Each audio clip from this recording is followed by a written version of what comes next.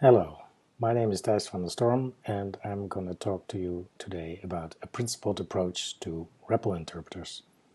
This is joint work with Thomas van Binsbergen from CWI, who is the main author, Mauricio Verano Merino from Eindhoven University of Technology, and Pierre, Jeanjean, Benoit, Combemale and Olivier Barais from the University of Rennes in France. So this work has been done in a collaboration between INRIA and CWI in a team called ALE, which stands for Agile Language Engineering. And you can visit the link below if you want to have more information about what we do. So, read eval print loops, or REPLs. They are also known as consoles or command line interpreters or interactive shells, and they're actually a very old idea. Already in 1964, the JAWS system featured a read eval print loop, shown here at the top. But most probably the first REPLs were used and invented in the area of Lisp. For instance, Peter Deutsch writes in the memo on PDP-1 Lisp in 1964, each S expression typed in will be evaluated and its value printed out, which is basically a definition of REPLs. So they are useful because they facilitate experimentation, exploration and testing and debugging by allowing you to enter snippets of code and see what they actually do in terms of their behavior or computed results. And if you look at the top mainstream languages, for instance at the TIOBE index of programming languages, then you will see that basically all mainstream languages have them in one form or another. And more recently they are also popularized in the forms of interactive notebooks, like Jupyter or Observable, and this also can be seen as a kind of REPL. Okay, let's look at a simple example. So here is an sample interaction with JShell. I've only shown the input snippets that I've entered. So first of all, we create a class foo, then we instantiate the class foo and assign it to a variable foo. Then we redefine the class foo, adding a method bar, and then returning a variable x, which is not in scope, it seems. Then we assign a number to a variable x of the type int, and we call the method foo bar on the foo object. So now the question is, what will happen as the result of these various snippets? So let's look at the first two. So if I define a class, it's the JShell replies with I've created a class foo. Okay, that's fine. Then I instantiate the class foo and I get a foo object with an object identity. Also seems fine. So now I'm going to redefine the class foo and adding this method bar, and then you might wonder what will happen here, right? Because there is this redefinition going on and there's this capturing of an unknown variable.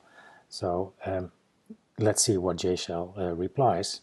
So it actually says, okay, I've replaced the class foo, but it cannot be instantiated or its method invoked until variable x is declared. That's already very interesting. And as a side effect, it has replaced the variable foo and has reset it to null because it had the old version of the class.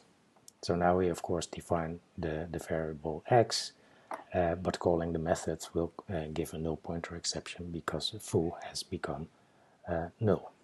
So I'm not arguing that this behavior is good or bad in any specific sense, but I'm trying to show that it is at least not very intuitive or immediately clear what the behavior of the REPL is, even if you are proficient in Java. And this is a well-known problem. So there is this saying by Matthew Flatt, the top level is hopeless, which is a sentence he often used in various forms in the mailing list when users ask questions about the REPL that comes with scheme or record. And this is almost has become a meme in that community.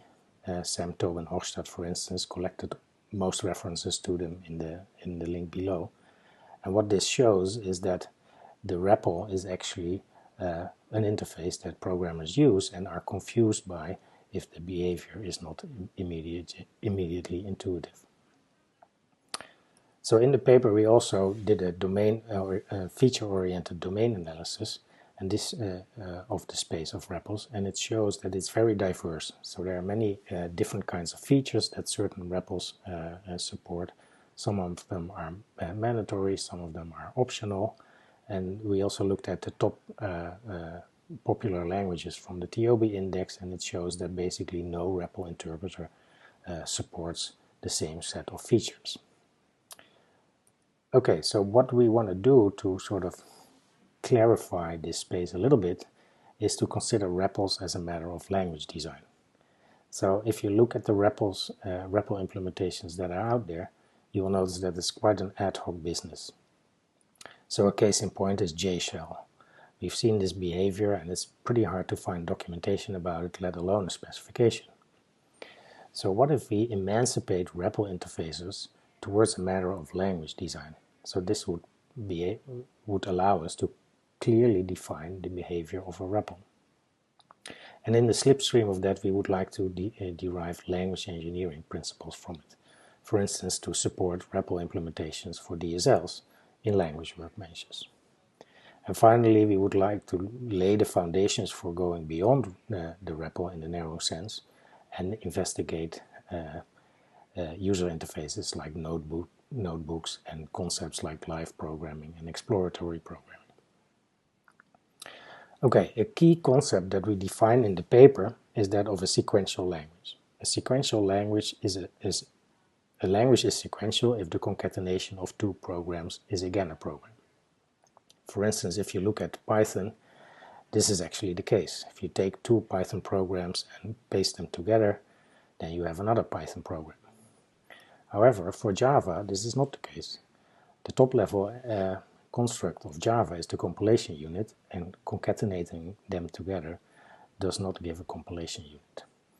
And this is an important concept because this is actually what happens in a REPL, right? You basically concatenate snippets, small programs, in a sequence that get executed step by step. Slightly more formally, you could see this as, okay, a sequential language has an maybe implicit sequential operator that the semantics of which is defined by composing the semantics of the arguments, right? So P1 followed by P2 is corresponds to evaluating P1 first and then evaluating P2. So this concept allows us to define a principal design pattern to derive REPL interpreters. And it goes as follows. So you define a language L as a definitional interpreter, and then you introduce a non-terminal for L prime that captures the alternatives, the syntactic non-terminals that you allow at the command line prompt, the valid snippets. So you then define the language of L prime also as a definitional interpreter, reusing the original interpreter as much as possible. And then you introduce the semicolon phrase to model the sequential composition and define the semantics in terms of semantic composition. And finally, you instantiate the interpreter as a command line interface or a notebook or what have you. So let's look at an example. Here's a small example called stacks. It's a simple Forth-like stack-based language, and I'm defining it here in the syntax definition formalism of Rascal, our meta-programming language of choice. And it basically defines a program to be a sequence of operations and then a print statement. So the operations are simply pushing a number on the stack, adding the top two elements of the stack, duplicating the top of the stack, and finally there's the print statement which prints out the top of the stack. And note that this language is not sequential because concatenating two programs is not again a program. So let's define the semantics real quickly. We define the semantic entity stack, which is a list of int, and then we define the semantics of a program as the reduce over evaluating each operand in the consecutive stack configurations and then returning the top of the stack. And then the operations themselves are implemented rather straightforward. If you evaluate a number in a certain stack configuration, you add it to the list. If you want to duplicate it, you duplicate it. If you want to add the two top elements of the list, you actually do the addition here. Okay, so now let's extend this language and the interpreter to a sequential language. So we introduce a new non-terminal, the REPL phrase, called command here, or CMD. And it consists of an operation or a print statement or the sequential composition of two commands.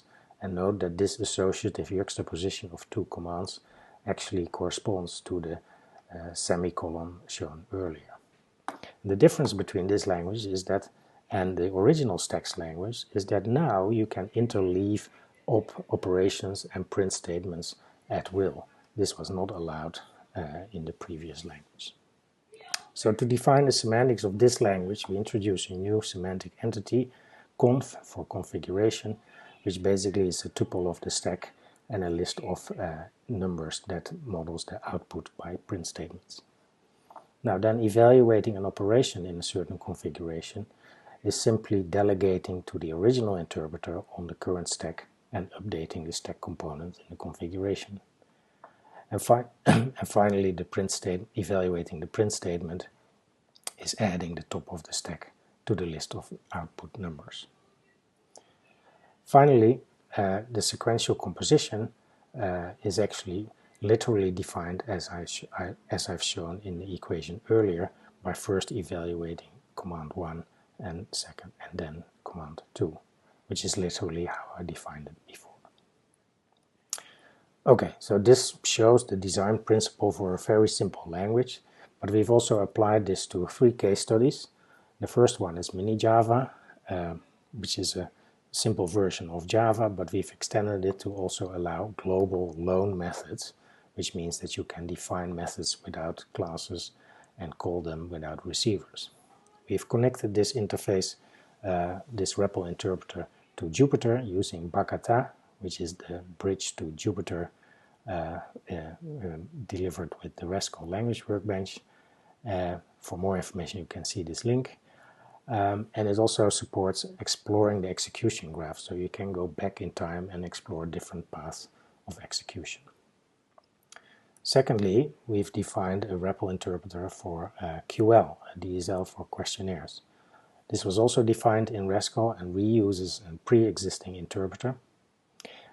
It features a command line REPL that you can use to render, inspect, input, edit, and edit questionnaires, and also trigger a HTML rendering of a running application in the browser.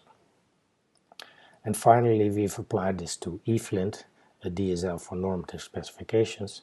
This one is implemented in Haskell, and it supports 2 REPL interfaces, one the ordinary command line, and second the client-server implementation interface, and it supports querying, inspecting, and updating normative knowledge bases. If you want more information on the language itself, I invite you to go to Thomas's talk at Gypsy this year. So, REPLs are a matter of language design. All REPLs actually define sequential languages, but what is it, right? It's implicitly defined. It's semantically tricky. So if we frame REPLs as a sequential language, then this actually clarifies and defines what a REPL interface semantically means. And furthermore, it provides also a design principle to take an existing implementation based on an interpreter into a well-defined REPL interpreter. Basically, it boils down to see a REPL as a sequential extension of a base programming language plus a user interface to allow programmers to interact with it. Okay, so to conclude, I've presented this paper on a principled approach to REPL interpreters. REPLs are old but very popular. All mainstream languages come with a REPL in one form or another. The existing REPL space is quite diverse, with various features supported or not supported. We've identified sequentiality as a key concept for REPLs, modeling the interaction at the command line prompt using an implicit sequential operator, the semantic of which is defined by semantic composition. From this definition, we actually derive a design pattern to create a REPL interpreter from an existing definitional interpreter. And we finally have applied this design pattern successfully in 3 case studies: MiniJava using a notebook interface, the DSL for questionnaires QL with a command line interface, and eFlint, a DSL for normative structures with a command line interface and a client server interface. Thank you very much.